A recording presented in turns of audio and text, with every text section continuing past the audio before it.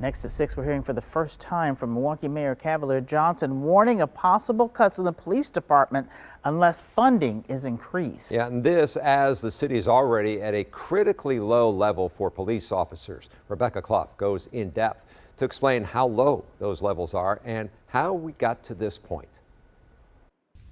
The Milwaukee Police Department is like a lot of places right now. They're short-staffed. However, this has been an ongoing problem for the last 2 years, and the levels are so bad right now. The Milwaukee Police Union says there was no backup for some officers last week. 2 of our detectives were out doing follow-up. They noticed an armed robbery suspect had pulled up, so they had asked for uniformed personnel to assist them, and when asked for uniformed personnel, they were told that there was no one available to respond to him right now. 2 detectives ended up getting hurt trying to bring in the suspect. The union says this is an ongoing problem.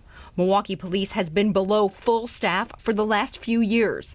Since 2019, MPD has gone from being a few dozen officers short to now having more than 200 vacancies. Should people expect that even more officers are going to be cut in this budget come November? It's not my desire to cut police at all. I don't want to see that. I'd like to see no service delivery to be cut at all. But at the same time, too, costs continue to rise. And it isn't just the cost of living Mayor Johnson has to be concerned about.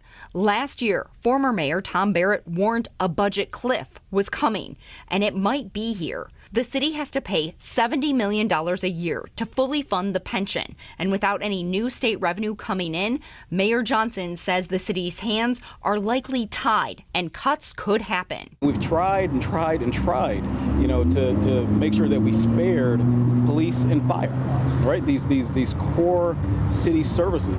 We've tried not to do that, but really there's nowhere else to go at this point. However, the police union warns with the crime rates at the worst they have been in years, the city needs to look elsewhere. We're talking about citizens' lives and our community being safe. The more budget cuts that come to the police department, the increase in that crime rate goes up, and we've seen it over the last 2 years. The mayor and the police union both say they're working with state lawmakers to find a way to get more revenue to the city.